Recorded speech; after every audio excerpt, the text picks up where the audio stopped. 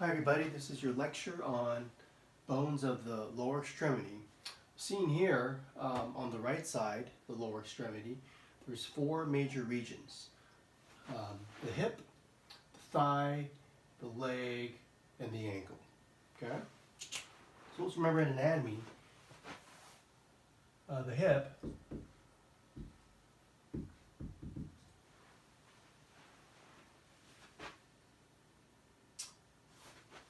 that's pretty much your hip bone right there, and we call that also your coxal bone.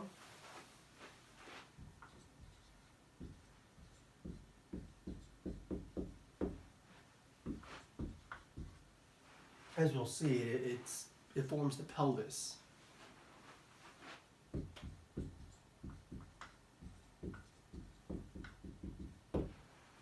The thigh is the region between the hip joint up there and the knee joint right there. The hip joint is a ball and socket joint. The knee joint is largely a hinge joint. The thigh, or femoral region,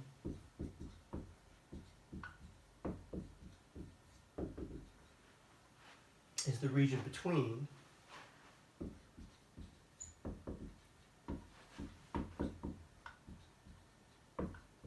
hip, knee.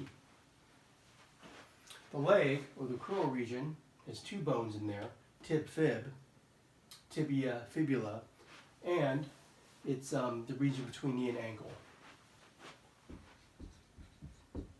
Leg, crural region,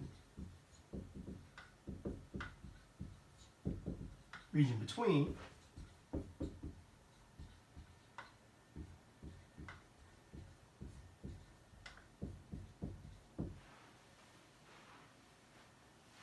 the knee and the ankle, and we'll go through all the bones. I'm just mentioning the general things about these regions now. And then you get down to the foot, and it includes the ankle joint down there, which we'll talk about, and we'll see how the foot articulates with the distal leg. In particular, we'll focus on the tarsals, and then we'll also do the metatarsals and the phalanges. So let me erase the board and write some more notes here about the foot.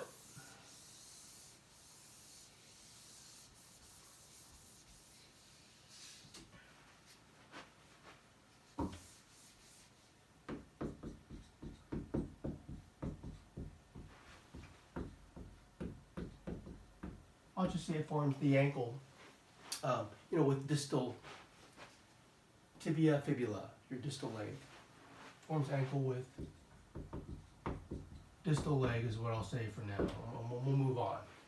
I want to go from proximal to distal in this lecture. Here's a picture of the pelvis, and I want you to know that the pelvis is formed by your right and left hip bones with the sacrum behind.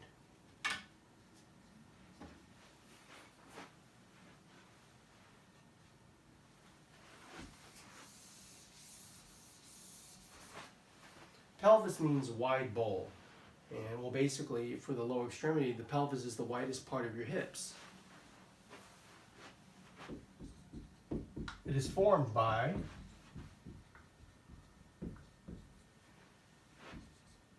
two hip bones or coxal bones, and those two hip bones are joined anteriorly by a fibrocartilaginous joint called the pubic symphysis. Joined anteriorly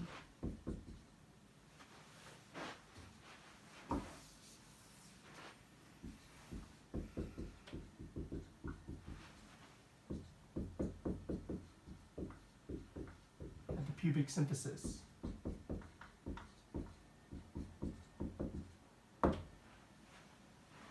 Now posteriorly, the hip bones, the iliac bones of the hip, they form joints with the sacrum, making a complete circle. So I'll just kind of continue this.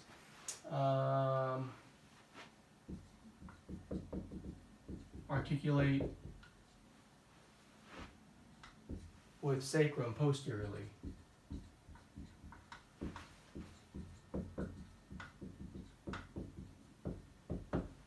At the, what's called the sacroiliac joint.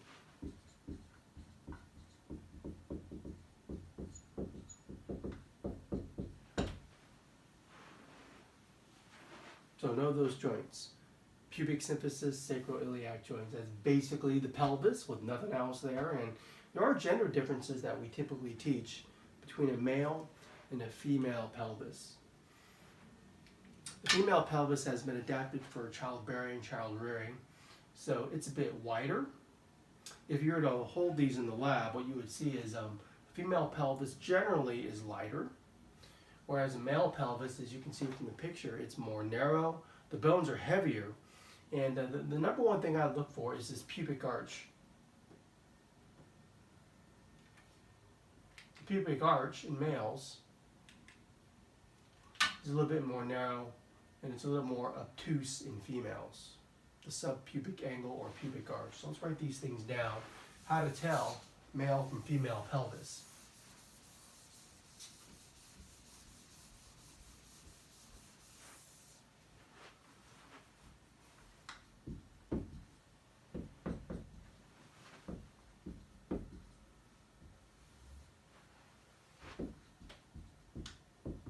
Heavier bones, lighter. Wider from side to side in the female.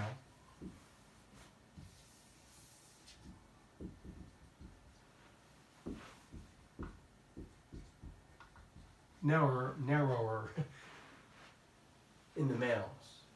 And so these two fingers, when you go like that, that angle that you make with these two fingers approximates the angle of the pubic arch in males.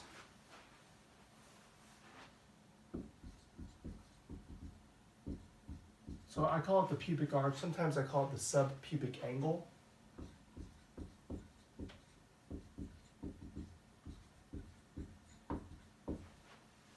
Again, it's more, as the picture shows, that angle is narrower in this. Pubic arch is wider in females. And those are the main differences. You'll be able to tell the difference. I'm going to go back to that picture because it teaches you other things besides the gender differences.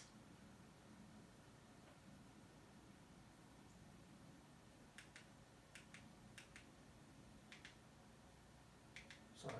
Hold on. Yeah, this picture, sorry. This also teaches you the difference between what's called the greater pelvis and the lesser pelvis. And they color in this orangish, this purplish color, what's called the pelvic brim. Okay? So the pelvic brim labeled there, it goes completely around in a circle. And above the pelvic brim, they call that the greater pelvis or your false pelvis.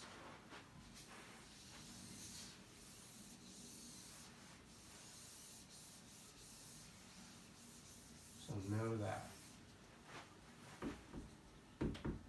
Pelvic brim, the greater pelvis is superior to it.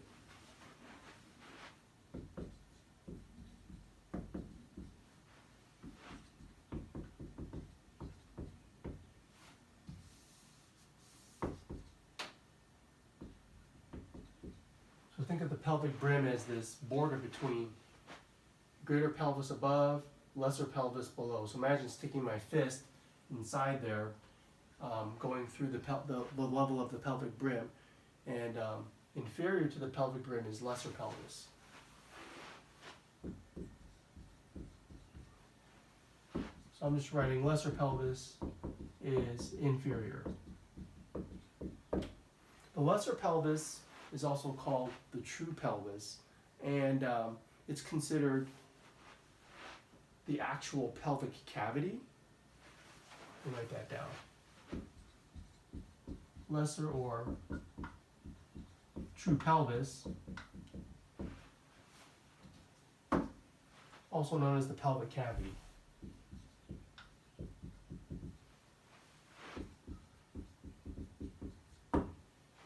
So know that the greater pelvis is sometimes referred to as the false pelvis. And the pelvic brim is the border. And okay, now we can move on. Oops, this one here, again showing you female versus male. You can see that the pelvic brim, or they call it pelvic inlet plane here, the shape is a little different. Again, accommodated for child rearing, a little bit wider here. And they do show you one thing here, this what's called the interspinous diameter. Note that diameter right there.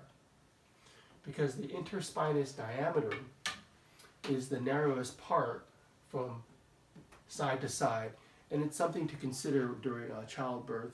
And those little spines there, those little spines that stick in, are a feature called the ischial spines, and it's something that the obstetrician can actually feel or palpate on an exam. So, I'll give you one pelvic diameter now. Interspinous diameter. It's the distance between ischial spines.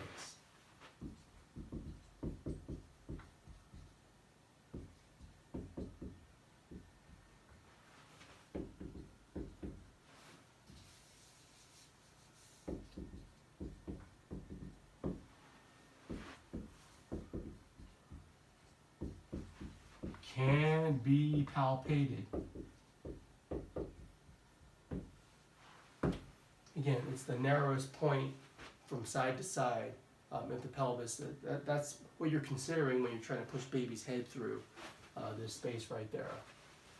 So there's the label, interspinous diameter. It's that right there. I should have highlighted it, but you can see the line there.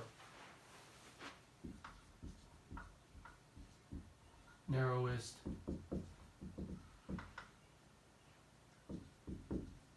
diameter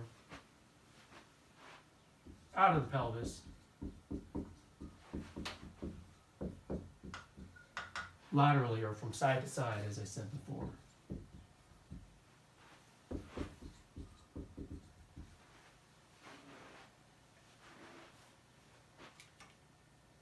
So let's kind of get to the anatomy here, and we'll start with the hip bone, or the coxal bone, as I say on this figure. So there it is right there in the skeleton. That's kind of what we're talking about here. Here's the same bone, and this is the anterior view of the hip bone. And we typically study, well, 3 views shown here. There's the anterior view, lateral, and medial. And I'll focus mostly on lateral and medial views of the hip bone. The first thing you need to know about hip bones, the hip bone consists of actually 3 bones, and they're united at the acetabulum here, the deep socket for the hip joint, ilium, ischium, pubis.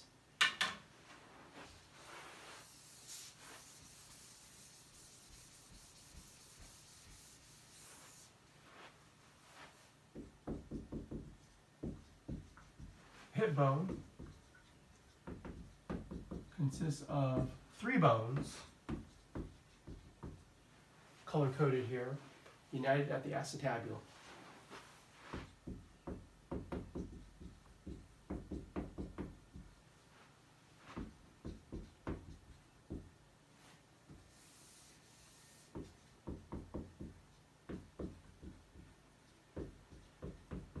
I'll say that the acetabulum, it's a deep socket. It means wine glass. I looked at the word root.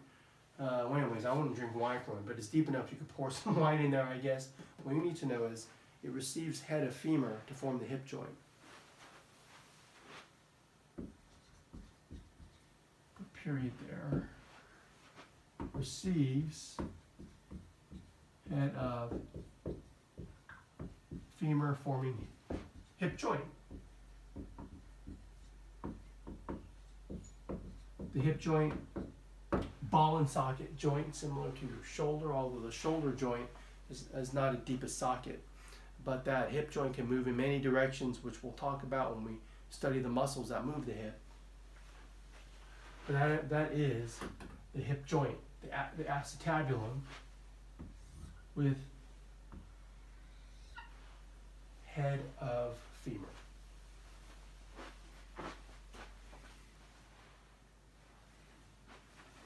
Well, anyways, those three bones again.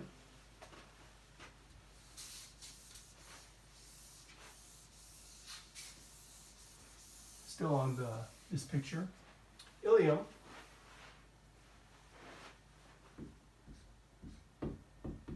Superiorly.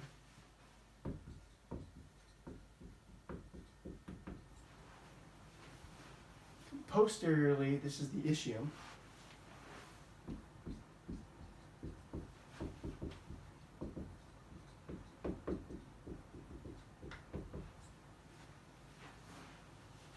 Anteriorly, that's the pubis.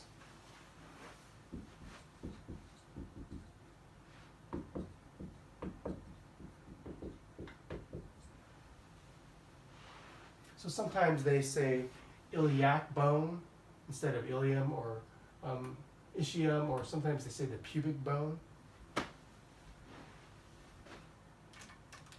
The other feature besides the acetabulum is this hole right there, the obturator foramen.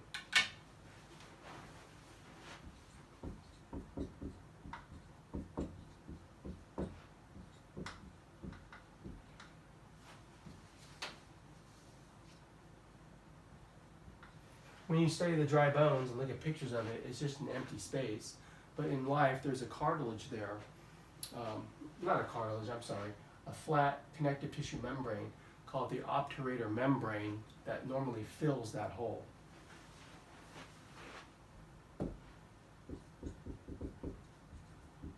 Filled with obturator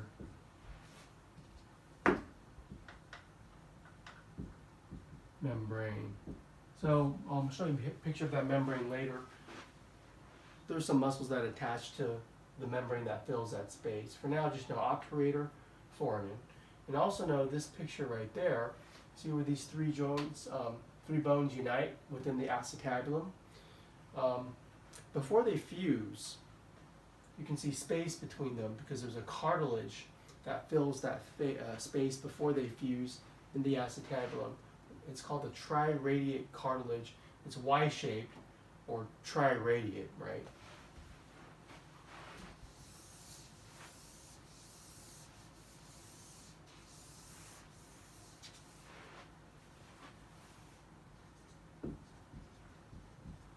The three bones, the ilium, ischium, pubis,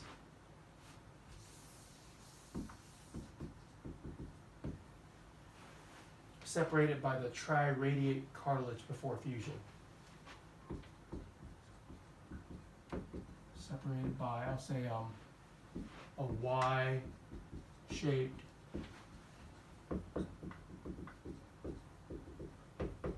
triradiate cartilage.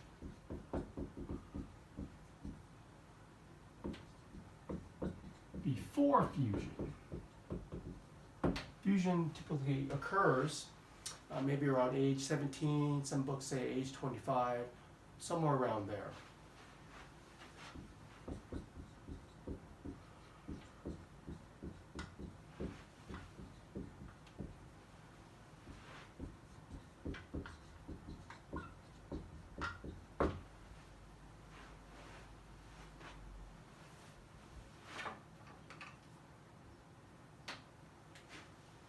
Let's take a look at the lateral view of the hip bone.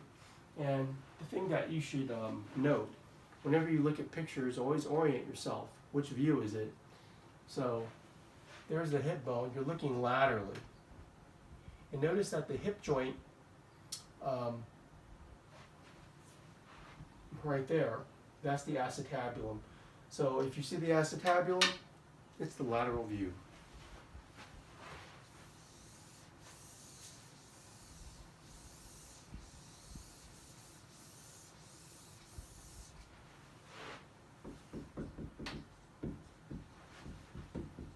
Hip bone, lateral view. Should be able to see acetabulum. And what are other surface features we can see from the lateral view? I've labeled them.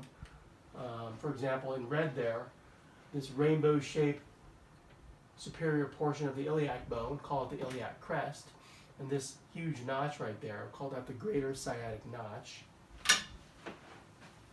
So let's start listing the surface features of the hip bone.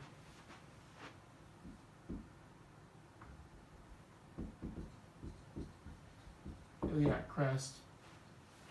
I'll just kind of say when you put your hands on your hip like this, you're kind of like putting it on the iliac crest there, which you can kind of palpate. I can feel mine right there, the top of your hip bone.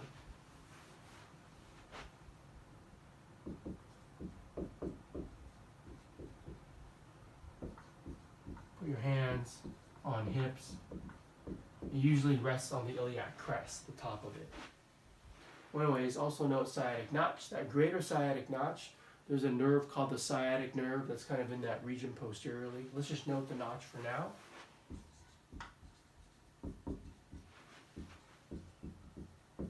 Greater sciatic notch. Sciatic nerve passes by there.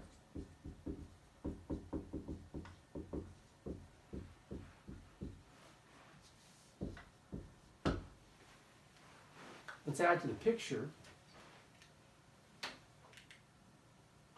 I've highlighted some features in blue here. This, I'm touching it, I don't know if you can see down here. But if you feel the front of your thigh, there's a big bone that you could feel through your skin, also palpable. It is the anterior superior iliac spine, or ASIS for short.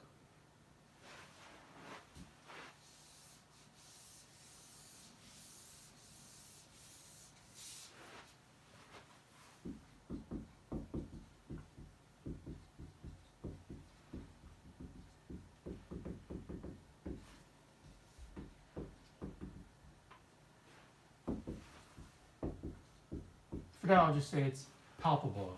You could feel it anteriorly, and there's some muscles that attach there we'll talk about later. Now note this ischial spine posteriorly. It points inwards medially. Remember I said the distance between the two ischial spines is the interspinous diameter.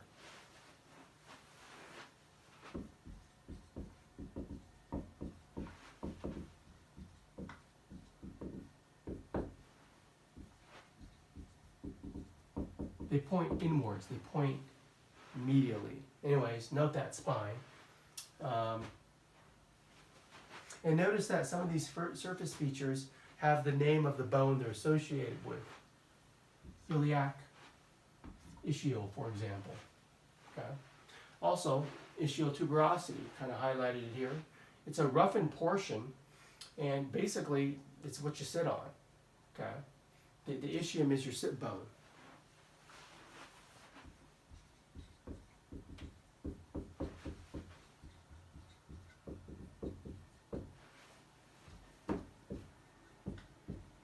What you sit on.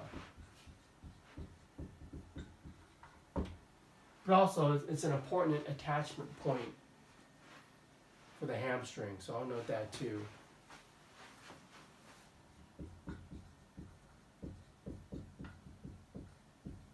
Hamstrings attach here.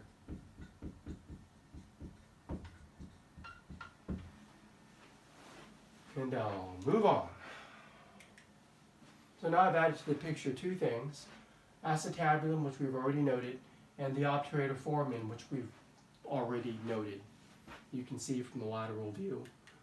And now I've added a few more things, and we go back again. So from here to here, I've added some more features. I'll highlight it, I'll go through them one at a time. Let's do these three right there, because these are all associated with the pubic bone. So the pubis, or pubic bone,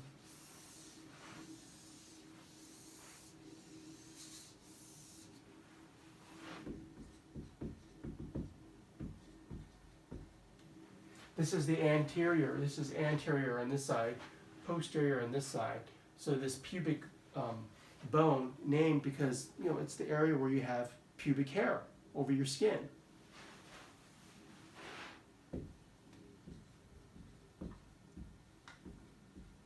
Area where pubic hair is, hence the name pubic bone. Well, anyway, surface features of the pubis. superior and inferior pubic rami, or ramus. Ramus means arm. So think of this pubic bone as a sideways V, right? So this superior pubic ramus will be here.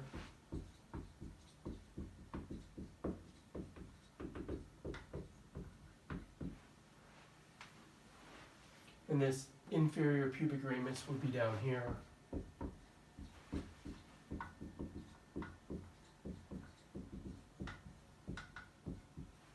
And kind of more or less the tip of the sideways V is a point called your pubic tubercle.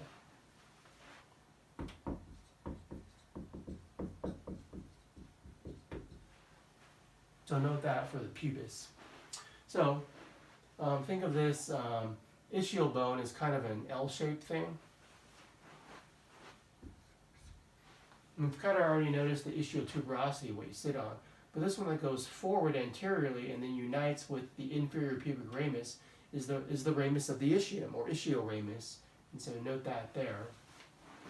So on my sideways L, that would be ischial ramus, or ramus of ischium. It is continuous with inferior pubic ramus.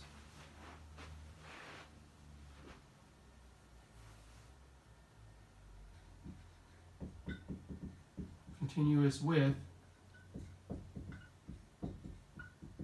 inferior pubic ramus.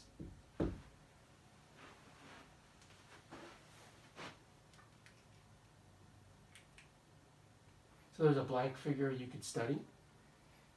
Let's review.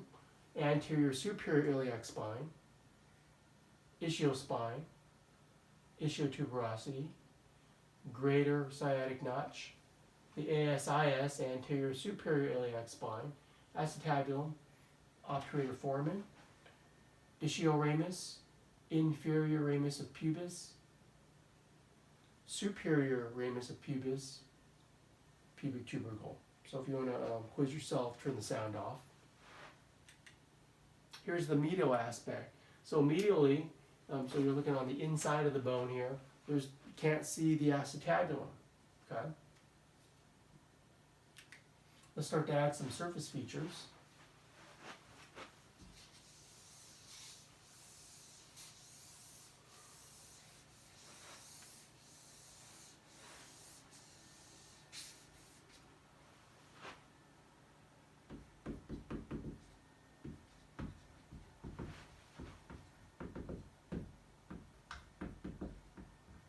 Bone, medial view.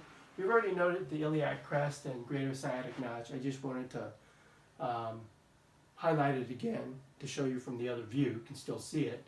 Now, so this is the back, posterior, this is anterior. Iliac bone, sideways V, pubic bone, ischium back here. Let's add to the picture. Again, there's the ASIS, anterior superior iliac spine, ischial spine posteriorly. Here's the obturator foramen. We didn't see this from the lateral view.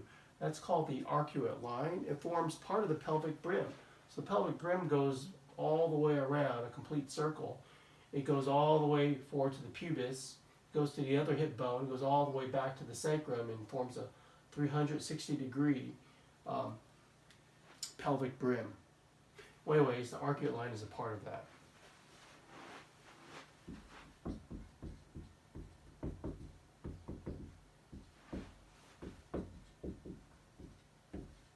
Forms part of pelvic brim is what I'm writing.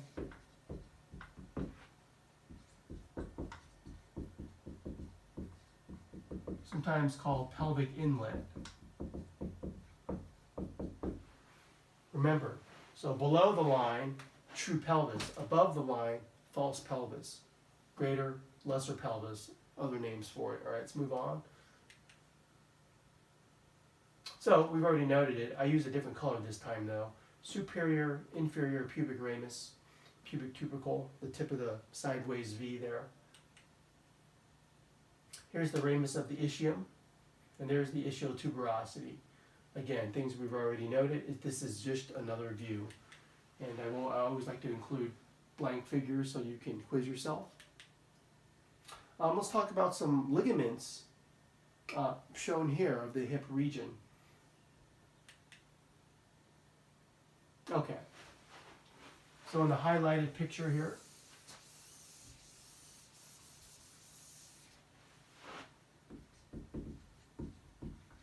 ligaments, hip. This one here going up and down, this vertical ligament, is the inguinal ligament. It's an important landmark ligament. It's connected to the ASIS and the pubic tubercle.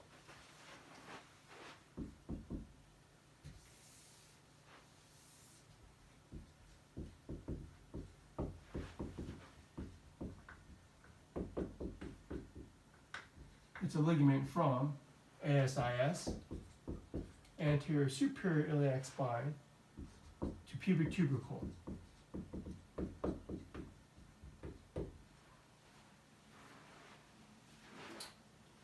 And so in the anatomical position, the inguinal ligament is straight up and down, okay?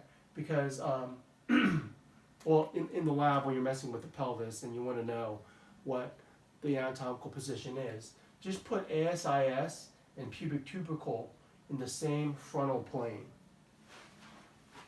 So these two structures in the anatomical position,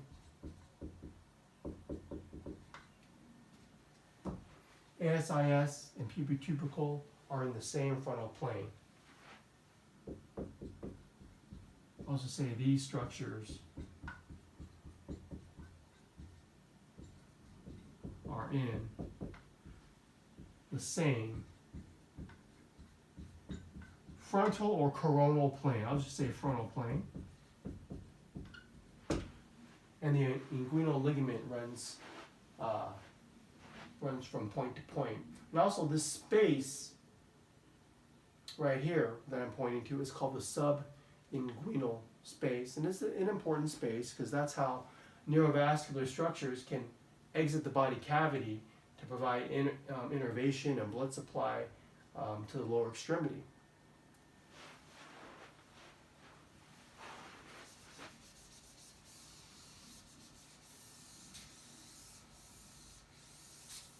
So I'll just say inguinal ligament, the space right here, just underneath it, called the subinguinal space.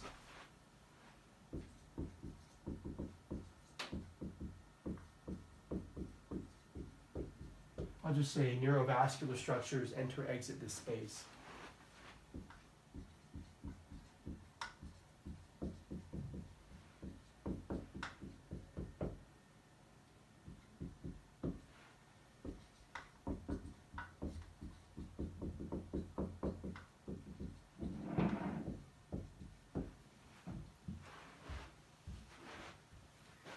So a lot of notes for inguinal ligament.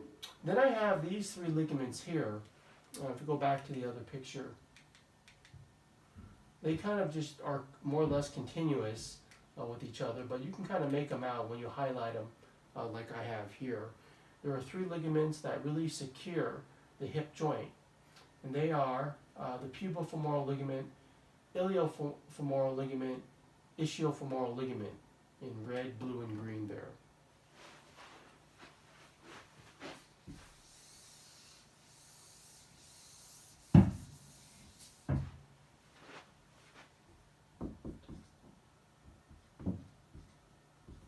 Pubofemoral,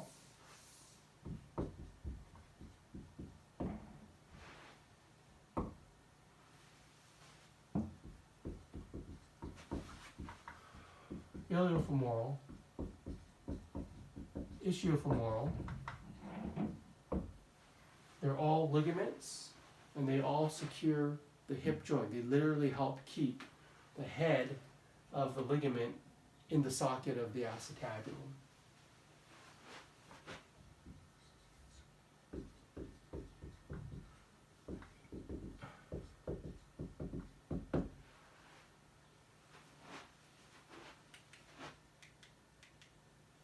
These three ligaments, see how they spiral around there? When you extend the hip back, they kind of tighten the hip joint. And so like this hip joint down, when I extend it back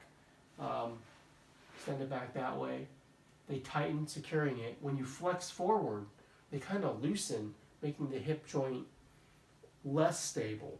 So like when you exercise, or maybe you lunge forward, you do those lunges as part of your workout, every time you flex forward, these loosen and the hip becomes less stable. And it's really difficult to pull the head of the femur out of there, but you could dislocate your hip joint. So be careful when you do lunges, because when you flex forward, these loosen and the hip joint becomes less stable. So I'm going to write that down. So when you extend hip,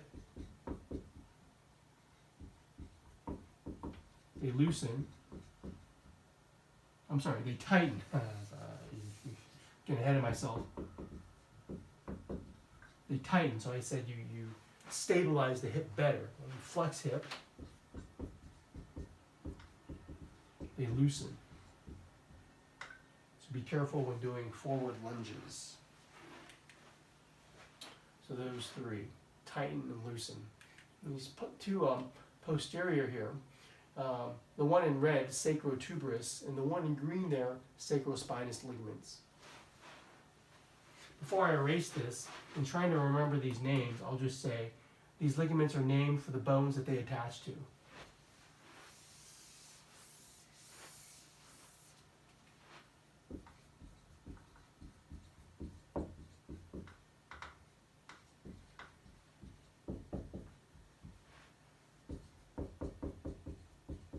So for example, the pubofemoral ligament runs from the pubis to the femur. They all attach to the femur, as you can see from the picture.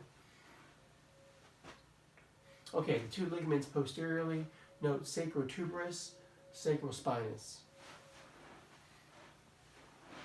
Again, these ligaments are named for what they attach to, the sacrum and the ischial tuberosity or the ischial spine.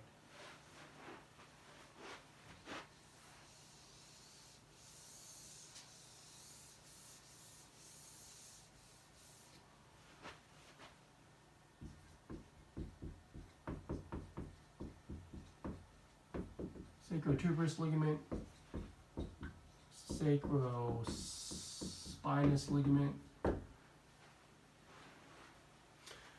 The spaces that you see here are how neurovascular structures can enter or exit posteriorly. And those spaces are called the sciatic foramina, or sciatic foramen. So these ligaments create spaces called the greater and lesser sciatic foramen. And those spaces are where neurovascular structures enter and exit posteriorly.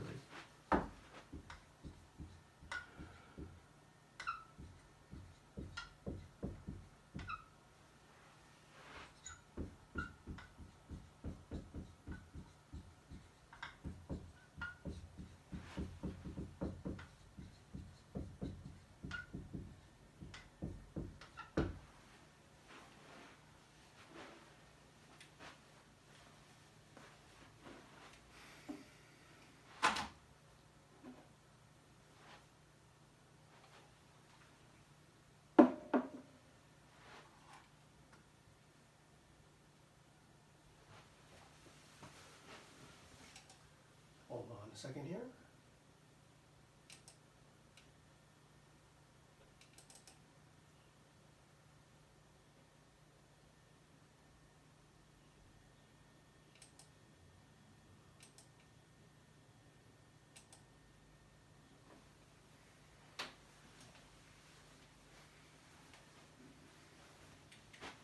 Here's a blank figure you can study. Let's compare the side view, lateral view, versus the posterior view here. And so now I have highlighted sacrotuberous in red there and there, and in green a little bit of sacrospinous ligament there and there, just so you can compare the views. So again, here's a posterior view again, but this time you got your ligaments of the hip there that tighten and loosen. So from the posterior view, you can see ischiofemoral and then iliofemoral from the back. So here's the anterior view now, comparing it with the side view. And then you can see nicely the inguinal ligament. So deep to that is a subinguinal space where things can squeeze out, get out of the body cavity down to the leg. And you also have iliofemoral and pubofemoral ligaments seen from the front. One more ligament here. If you kind of completely cut the joint capsule along with those ligaments, you can remove head of femur out of there. And there's a ligament holding it inside there, and that's the ligament of the head. So let's note that as the last ligament to know for the hip.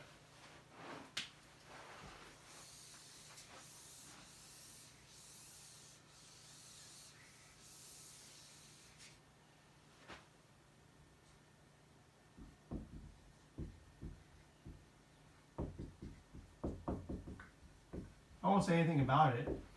The name says it all. It holds the head of the femur inside the hip joint there.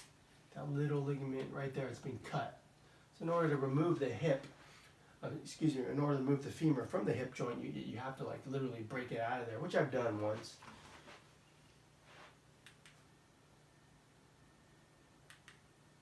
And questions for you. I'll be back.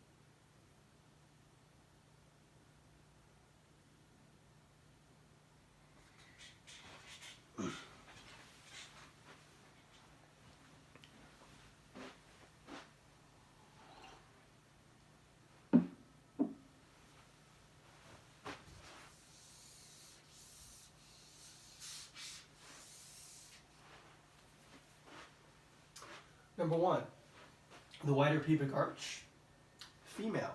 Remember, this approximates the angle for female subpubic arch, subpubic angle or pubic arch. This approximates the more narrow angle for males.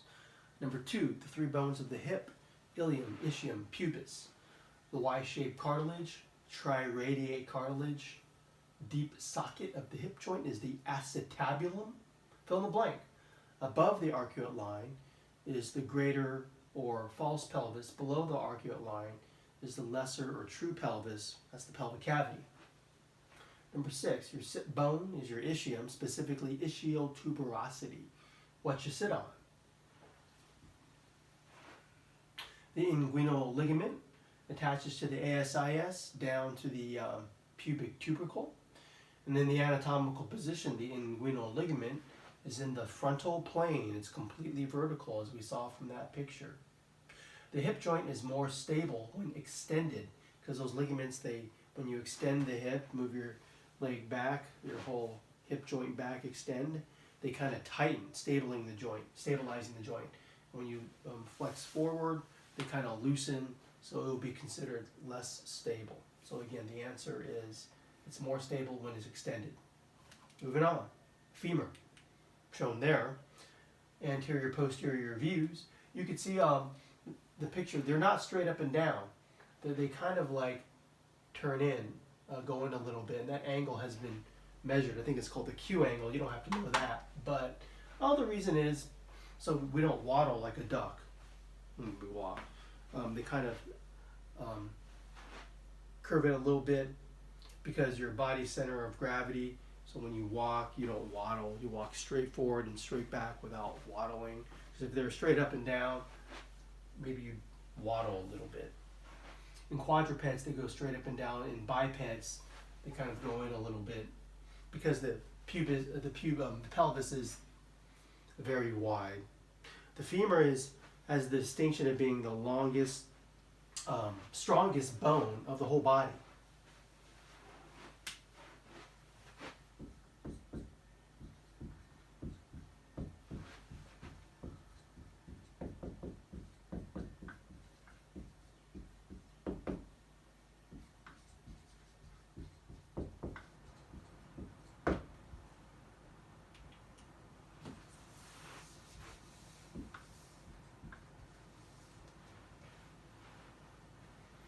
Your height is about 4 times your femur length.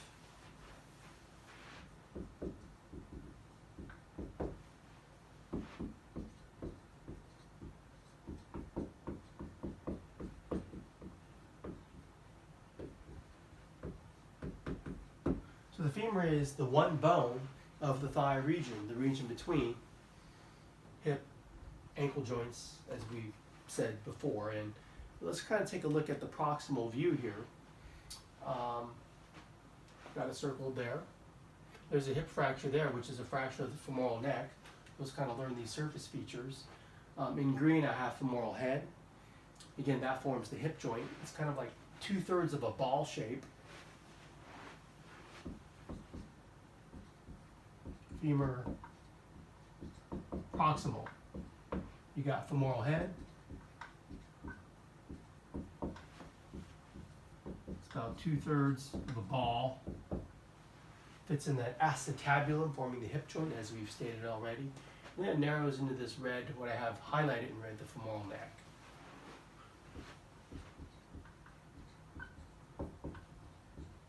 When people say hip fracture, they're usually referring to a fracture of the femoral neck, snapping it right like that. Hip fracture is typically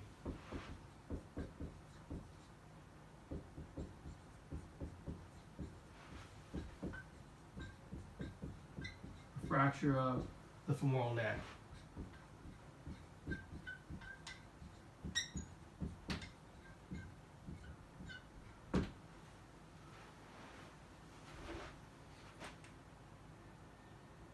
I'm going to add to it the lesser trochanter and then the greater trochanter laterally.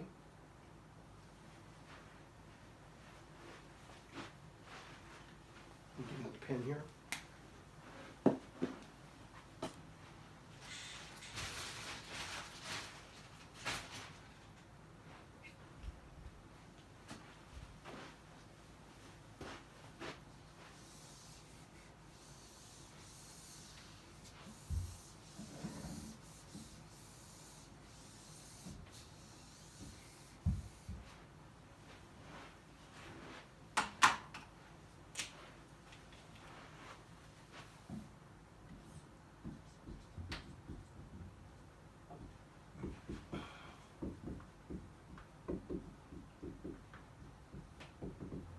writing lesser trochanter medially,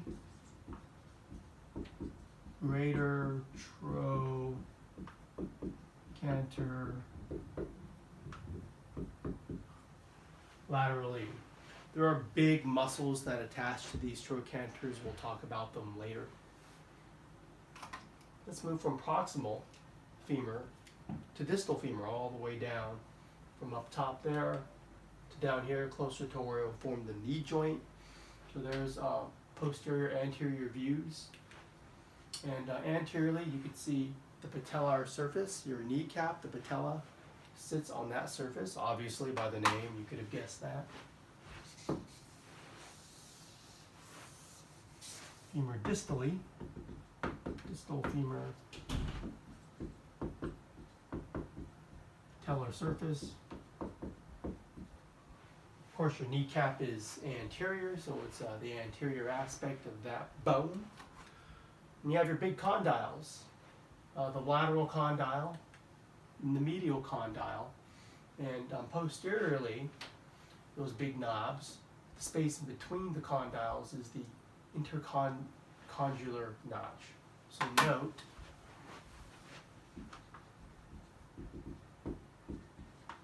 medial condyle of femur,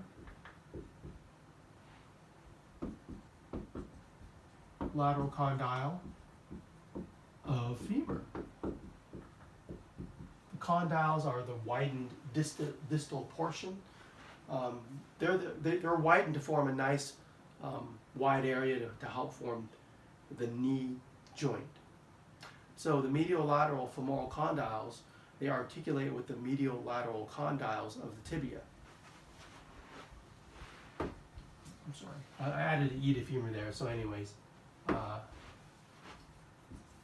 I'll just say condyles of femur articulate with condyles of tibia.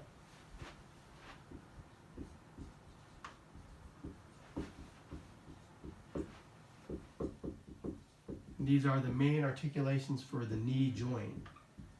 So I'll put knee in parentheses there. And don't forget about the intercondylar notch. The name tells you where to find it, posteriorly between the condyles. So I'll just put intercondylar notch posteriorly.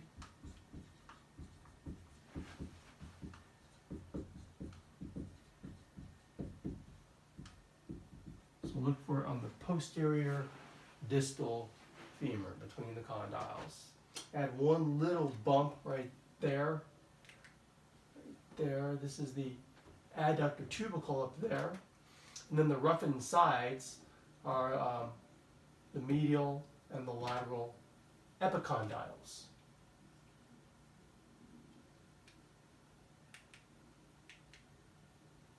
So there's medial epicondyle there. Let's see, I don't have a label for lateral epicondyle, so let me add one in. Be right back.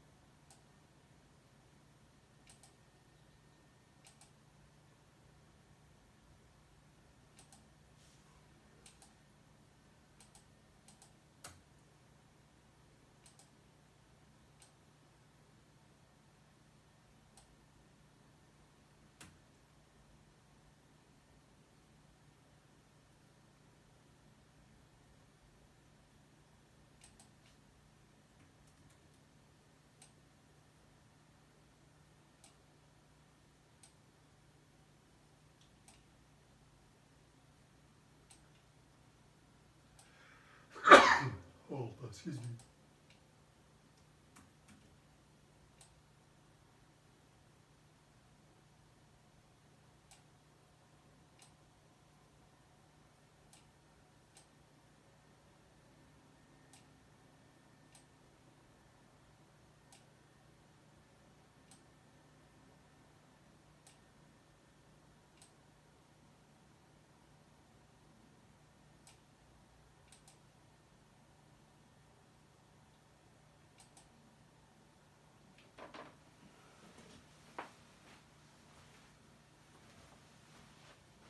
All right, so we've added to the picture here.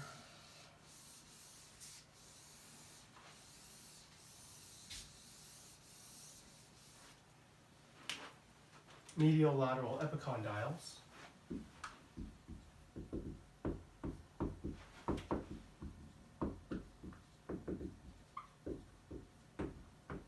Not the condyles, the epicondyles. So you have a lateral condyle, lateral epicondyle, medial condyle, medial epicondyles. And we know that epicondyles, there are important collateral knee ligaments that attach to the epicondyles. Collateral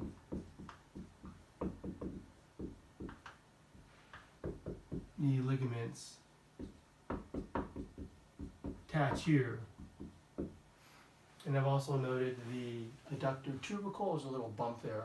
I put a red triangle over the bump. But anyways, there's the tendon of the adductor magnus muscle kind of attaches there. So that's kind of an important landmark. So I'll just note the adductor tubercle.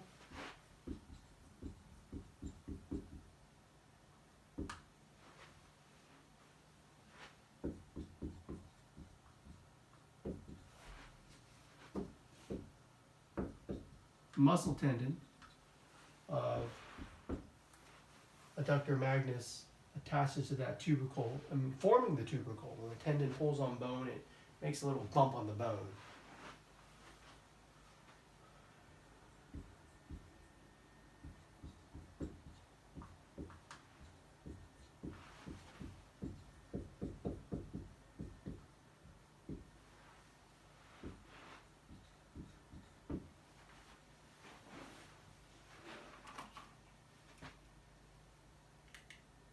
There's a blank figure you can study.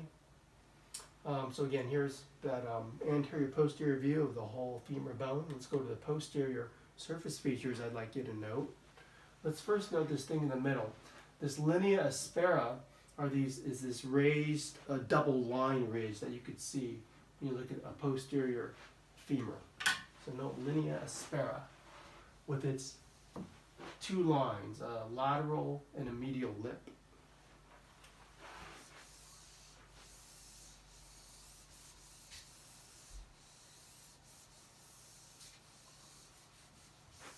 So femur shaft,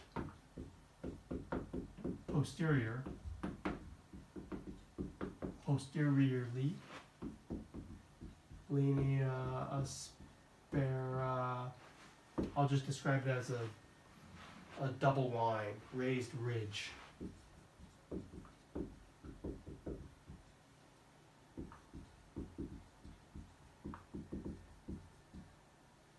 On the figure I note medial and lateral lips. I'll probably not have you identify the lips. But anyways, if you continue the lateral lip, it continues on as the gluteal tuberosity, that red line right there. You need to know that too.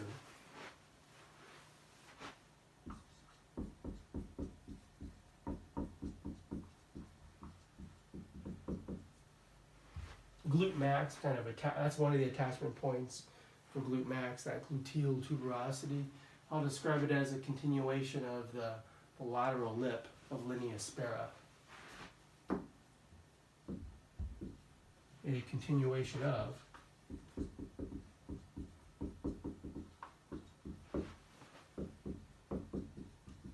the lateral lip of linea aspera.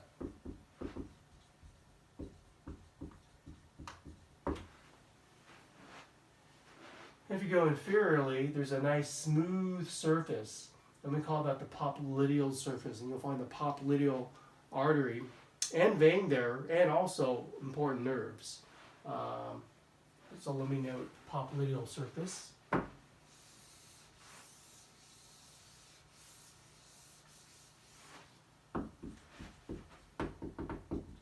Popliteal or popliteal, I say it both ways.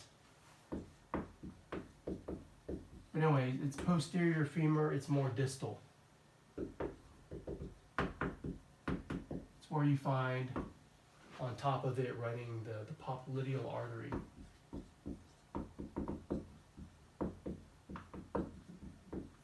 it's in this region behind the knee. And of course, it's a major artery, and it makes more sense to be behind the knee instead of over your kneecap, right? Because every time you skin your knee, you would rupture a major artery and you might die. So obviously, it's better to have a major artery behind the knee for protection. So as you can see, these surface features are nice and continuous with each other. I think that's it for femur. I have some more questions for you here.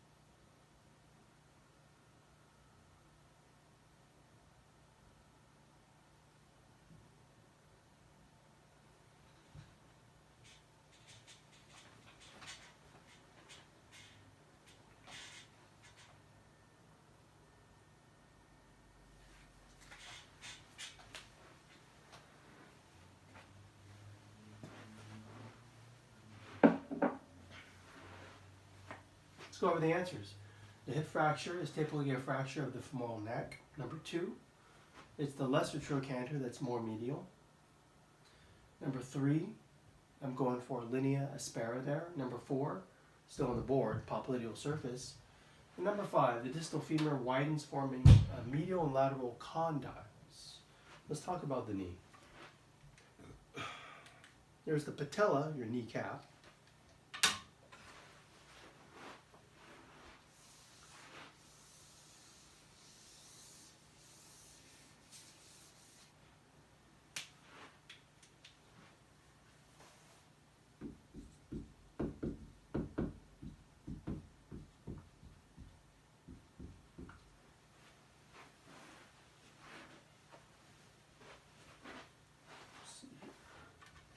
Enough said. Kneecaps, it's on the patellar surface there.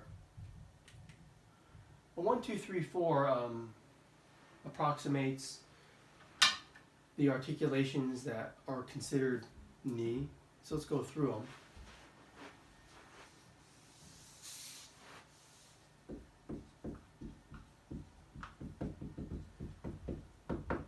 Knee articulations, number 1, it's the patella on the patellar surface.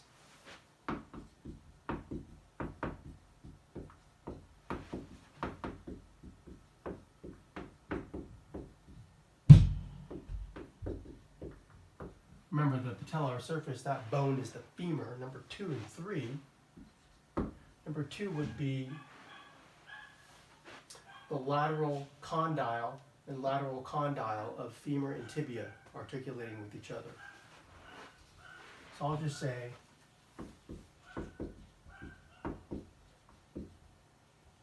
lateral condyle to lateral condyle.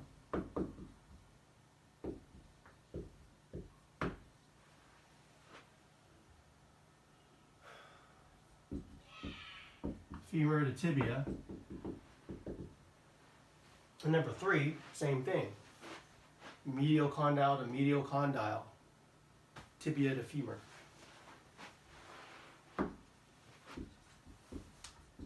Got the same name.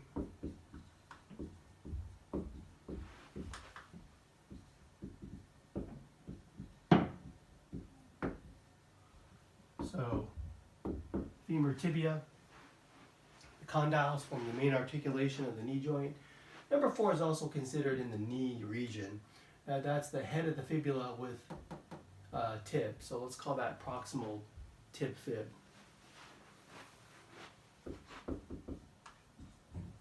Head of fibula. And the fibula is a good landmark. It's always your lateral split bone, the fibula. Okay, but at the head of the fibula articulates with tibia. Head of fibula, tibia proximal.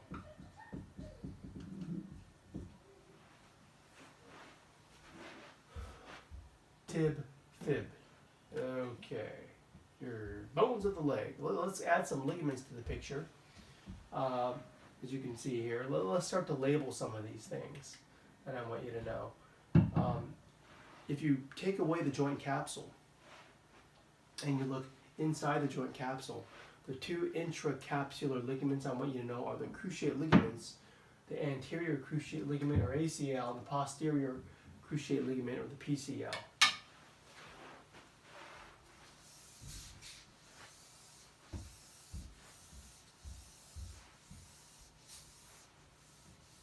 So still on the knee.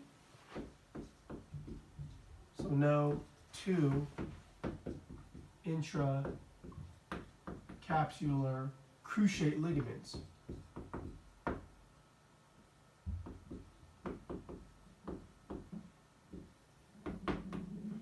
Cruciate means cross, because these 2 ligaments, the one in red and the one in green, the ACL, the PCL, they kind of cross each other.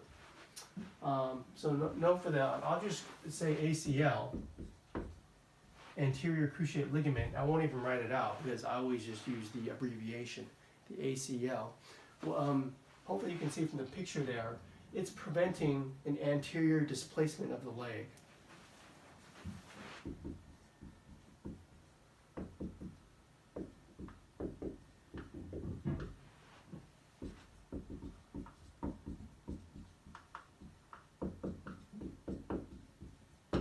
But the PCL, the posterior cruciate ligament, will do the opposite. It prevents a posterior displacement of the leg at the knee joint.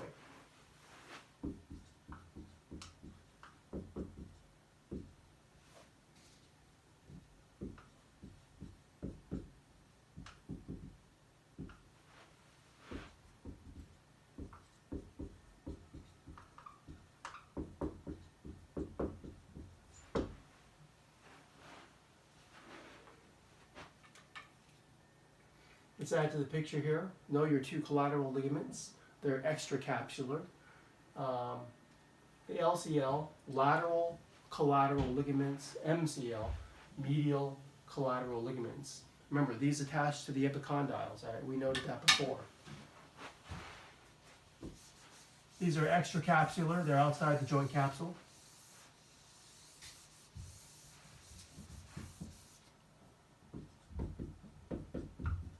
Two extra capsular joint ligaments.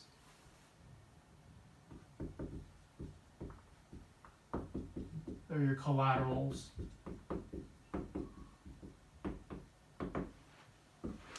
MCL, LCL. For medial collateral, lateral collateral ligament. If you see the term like tibial collateral or fibular collateral, those terms are sometimes used. I just still use good old MCL and LCL, which are kind of the older clinical terms that I like to stick with. And to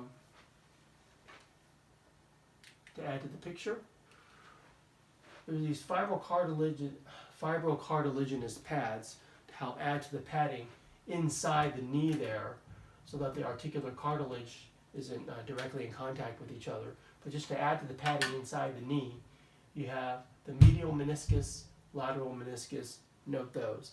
I'll describe them as fibrocartilaginous pads, intracapsular. Part of your knee cartilage, that's important.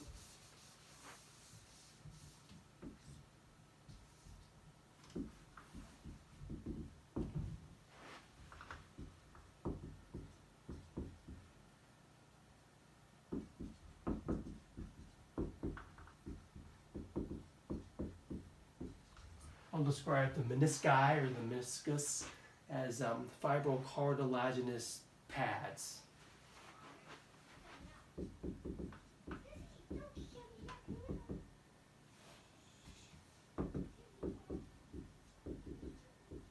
Let me write fibrocartilaginous out as one word. Fibrocartilaginous pads, the menisci.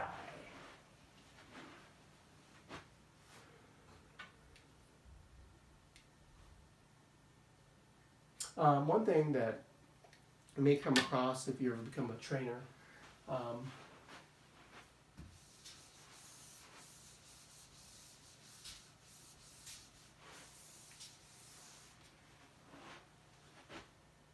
if you receive a blow from the outside, it's the MCL that kind of prevents your knee from buckling in.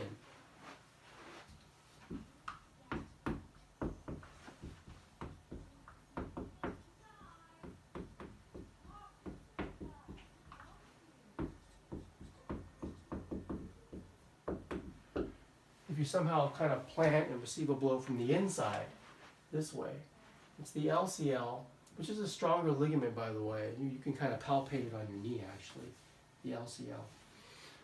Anyways, it prevents the knee from buckling out.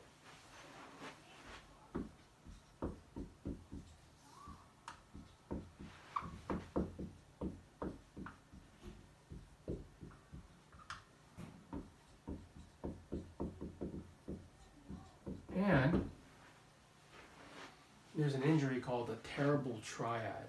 Whereas if you receive a lateral blow, say a football player getting tackled at the knee level, which I think is illegal, and I'll have to look that up. Don't call me on that, I'm not an official.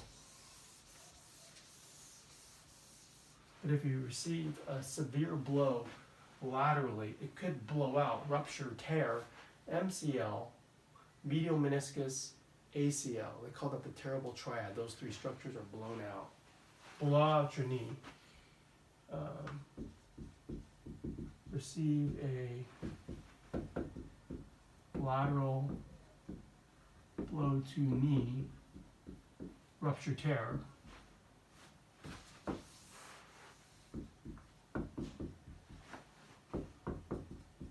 Three things: the MCL, ACL, and because the MCL and it's kind of attached, there's an attachment to the medial meniscus. If you blow out the ligament, you usually tear the meniscus with it.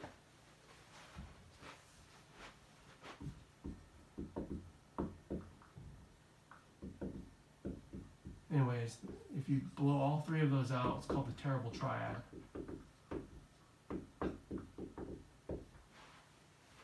Could be a knee injury that ends your sports career, actually. Now, what we've done is we've pulled the patella off so you can see these things, but these are ligaments you got to know too.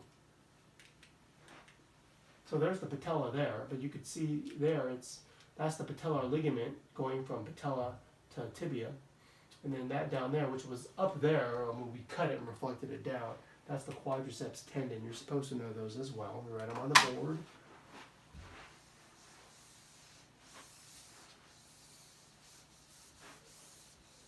So it's reflected down, but let me kind of draw it on the board. In blue, quadriceps tendon. Inserts on patella.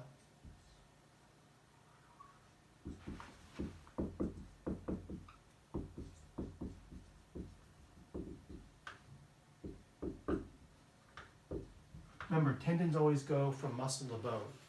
So the big quad muscles that we'll talk about later insert on the patella. But the patella gives the knee a little bit of leverage. So when you kind of stand up, it's kind of like a leverage bone. And the quadriceps tendon goes to the patella, but then the patellar ligament goes from patella to the tibial tuberosity. So it's going to help you extend the knee better. So that's in green there.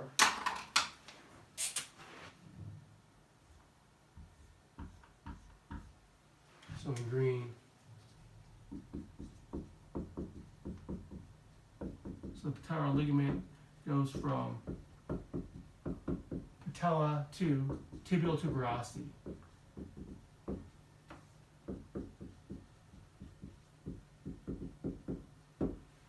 Really, when you look at the knee from the outside, it looks like one continuous connective tissue.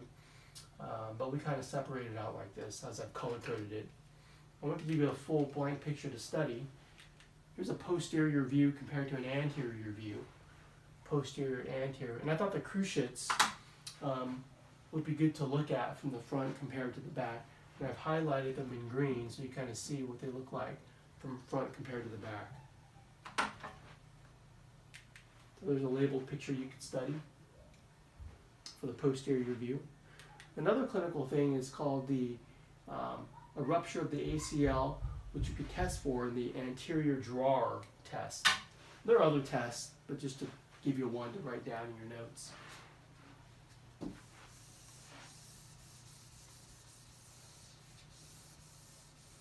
For you future physical therapists, because the ACL prevents anterior displacement of the leg, if you can excessively pull the leg forward, they call it transition of the leg, and you don't feel any resistance there, it could mean this ACL is ruptured. They call that a positive anterior drawer sign at the proximal leg, because you're able to pull the leg anteriorly, draw it forward anteriorly, when normally it shouldn't give very much because the ACL should be intact. But when in a positive test, it might indicate it's ruptured. So a positive anterior drawer test may indicate a ruptured ACL. And there are other tests, a lot of other tests that you can learn. There's Lockman's, and let's watch a video. This first one kind of shows how to do the test.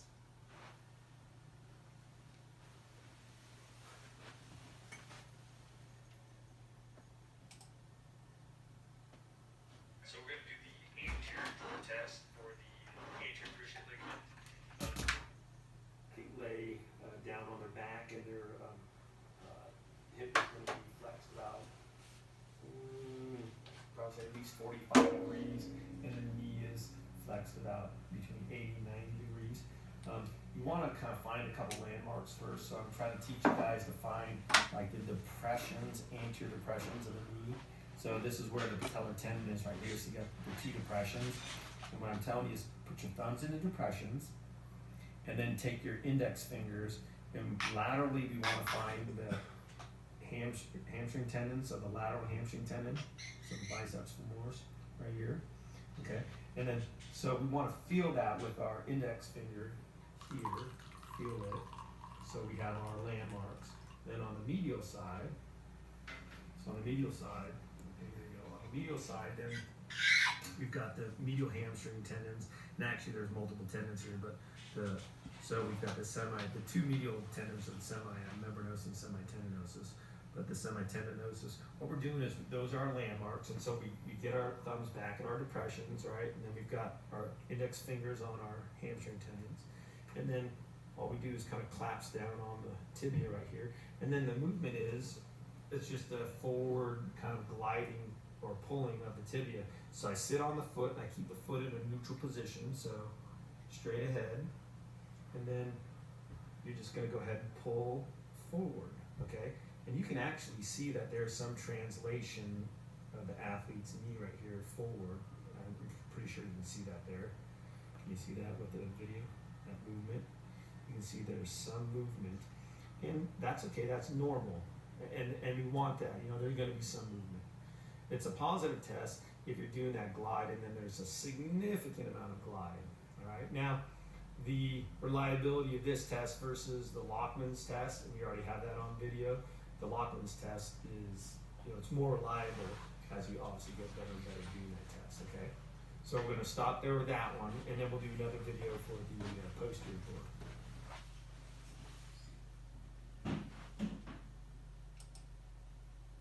So I wanted to include a YouTube clip of a positive test. He was just showing you how to do it there. I kind of liked how he showed the anatomy there, and I think he might have said patellar tendon, and some people do say that. I call it the patellar ligament, so we'll stick with that. Here's a positive test for the anterior drawer.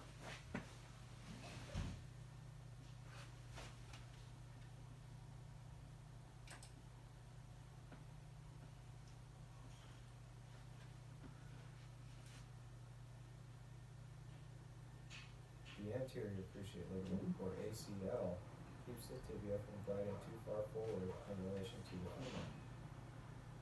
ACL tears result in knee instability. Various tests have been used to test knees for ACL tears. The anterior drawer test is performed with the knee bent to about 90 degrees. The tibia is pulled forward. If there is no solid impact, or if the tibia moves too far forward, the test indicates that the ACL is torn.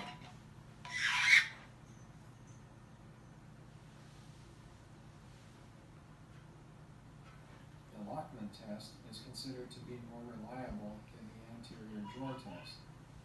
This is performed with the knee in about 20 to 30 degrees of flexion. Again, the tibia is pulled forward, and again, too much movement or a soft, lax endpoint suggests an ACL tear. The pivot shift test is also commonly used to assess the ACL. This test is often difficult to do while the patient is awake because of guarding. The knee is held in extension. A varus force is applied while the leg is internally rotated and flexed. A clunk at about 20 to 30 degrees occurs with ACL tears.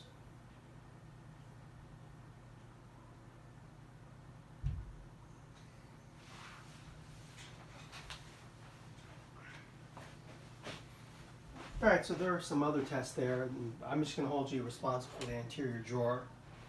But if you go into the profession, you can see how the anatomy is useful to know. You got to know it.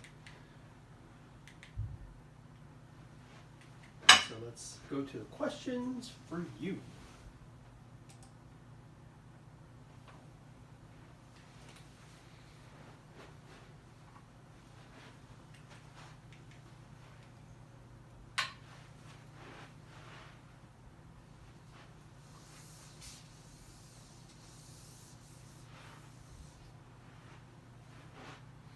Two cruciate ligaments and two collateral ligaments.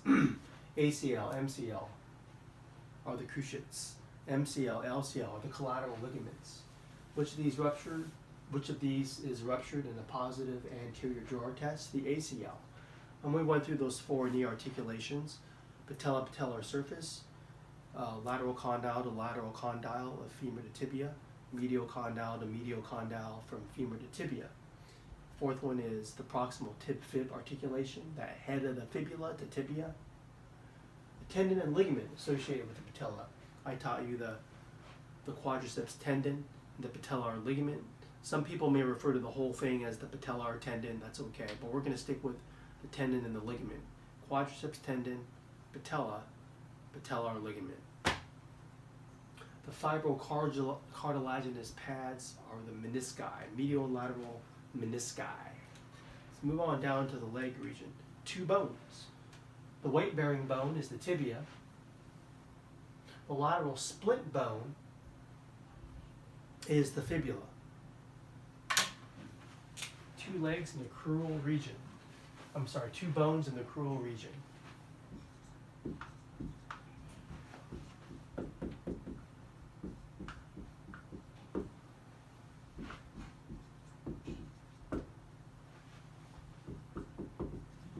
tibia weight bearing.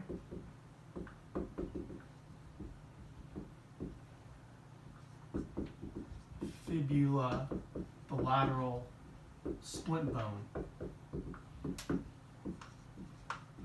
A splint is more for support. We call it a splint bone. I've read that you can remove the tibia and only the fibula is left for whatever traumatic reason. And the fibula can actually thicken almost as much as the tibia is to support weight. I remember that from a lecture years back. You could probably study that further. But anyways, first surface feature, this anterior margin of the tibia. It's basically your shin. This is why soccer players need to wear shin guards, because there's no muscles overlying this anterior margin. When you bang your shin into a desk or something, it hurts because it's only skin deep.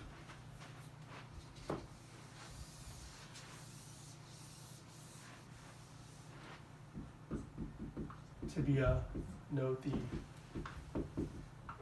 anterior margin. It's only skin deep. There's no muscles overlying it, so when you play soccer, wear shin guards. So again, without the highlighted line there, it's just that anterior margin. There are other margins, but just know the anterior margin. Okay, looking at proximal tib fib, anterior view, posterior view. I kind of say it right there.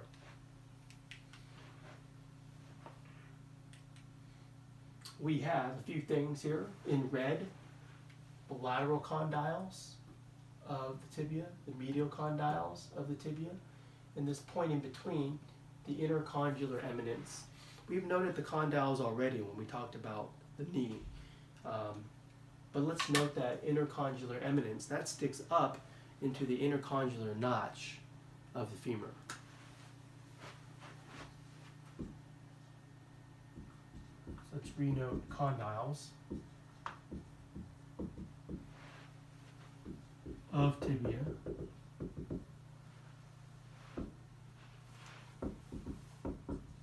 Intercondylar eminence kind of sticks up, protrudes superiorly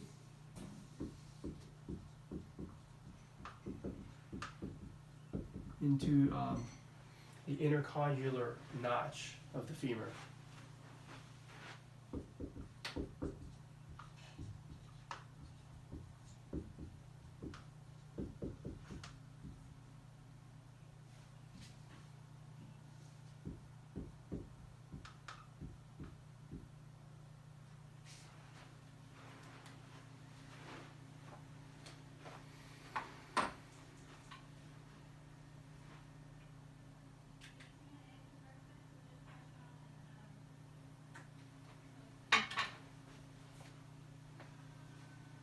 I've added fibular head and tibial tuberosity to the picture here.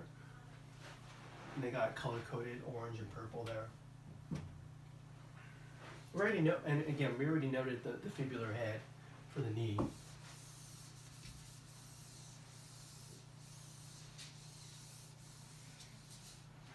And for tibial tuberosity, we mentioned that's where the patellar ligament attaches to. Let me write that again. In purple.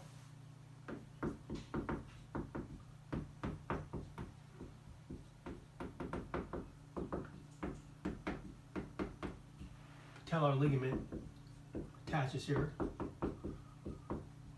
But because the patellar ligament is continuous with the quadriceps tendon, it's what the quads pull on to extend the knee. Big quad muscles, I'll just say quads, pull here to extend knee. Tibial tuberosity is also what you kneel on when you say your prayers. What you kneel on. You don't kneel on your kneecaps, you kneel on the tibial tuberosity. Right there. Let's go to distal tib fib, shown down here, and just note your medial and lateral malleoli. The medial malleolus is basically your inside ankle bump that you could feel, right? Feel mine right there. And then lateral malleolus, your outside ankle bump.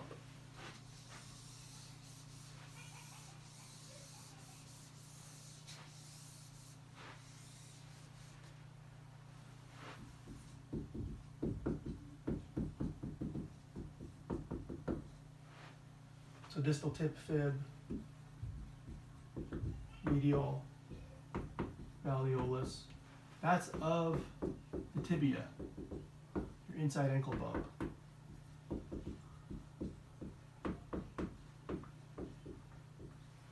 Lateral malleolus,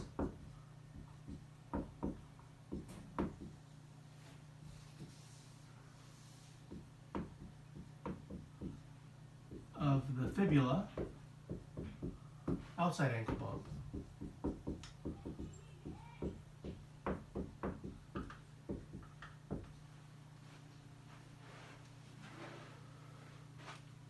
So let's start to look at the foot with the distal tib fib. Right there, you can see, and there's a lot of joints between all the bones here. Just note too, the talocrural and subtalar joints.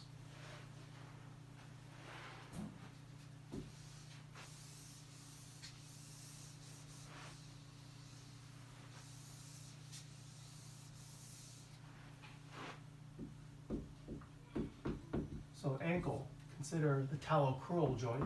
That's pretty much what we think about when we think of the ankle, talocrural.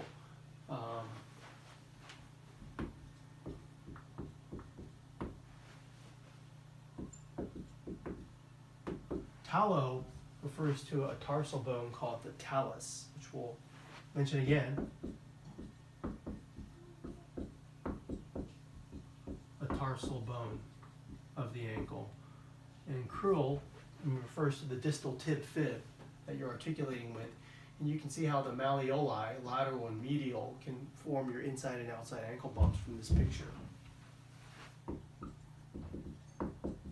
Distal tib fib. Anyways, this joint is largely a hinge joint that allows dorsiflexion, plantar flexion. So if you point your toes in the air, I know you can't see my toes in the air. Point your toes up, that's dorsiflexion, or for point your toes down, as in standing on your tippy toes, that's plantar flexion.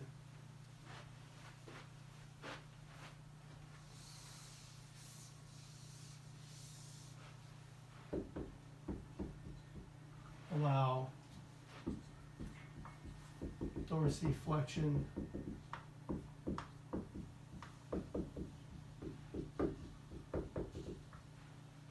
plantar flexion,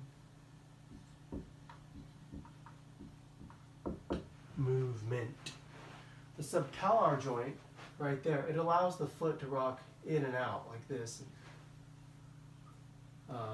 So that kind of movement, I'll show you later when we study muscles. For now, just note that joint allows inversion, eversion of the foot.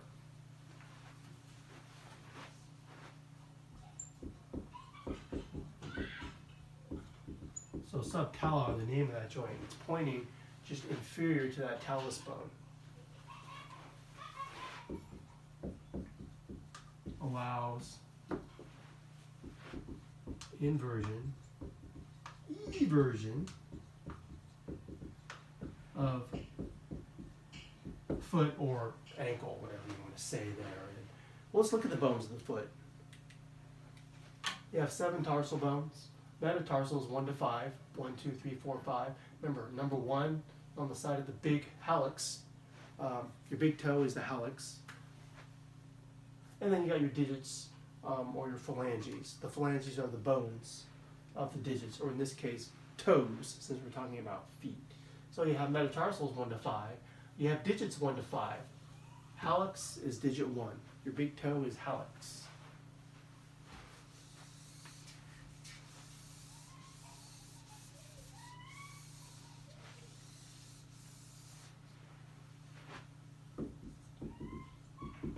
Digits are your toes. 1, 2, 3, 4, 5. Digit 5 is your pinky toe. hallux is your big toe. It articulates with metatarsal one. It's labeled on the picture. Let's go through your other bones there. We had a couple of views here. Superior view, anterior view there. Highlighted in green is the talus. The talus is that main bone of the ankle. Okay. What we say is this top part there is the trochlea of the talus. It helps form that talocrural joint. Trochlea of talus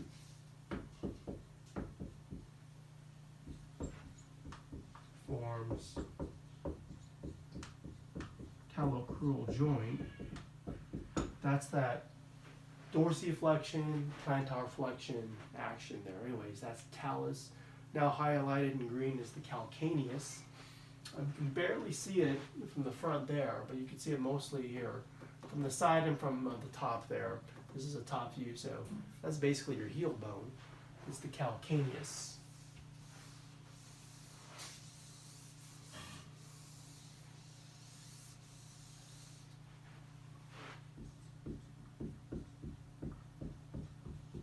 Your heel bone. Also note, we can't see it here, there's a big tendon that inserts right there in the back of your heel. It's the Achilles tendon or the calcaneal tendon. Calcaneal or Achilles tendon. You can easily feel that tendon through your skin down there. Okay, it's a tough tendon. It's one you don't want to rupture. If you jump or land funny, you can rupture that tendon and you'll be out of work, out of commission for a while.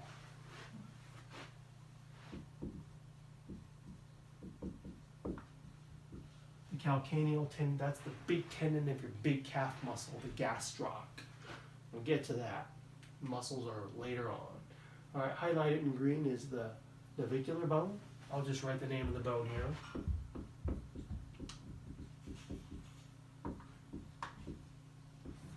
Like the Navy, they got boats in the Navy. Someone thought that was a boat-shaped bone.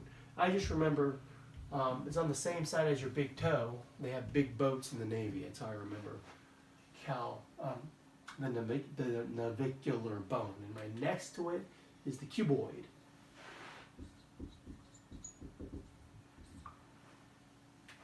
And then you have lateral, intermediate, medial, cuneiform bones. Those are three bones, all with the name cuneiform.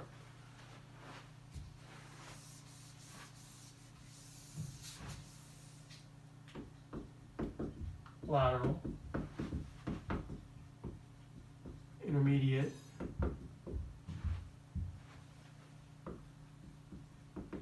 medial,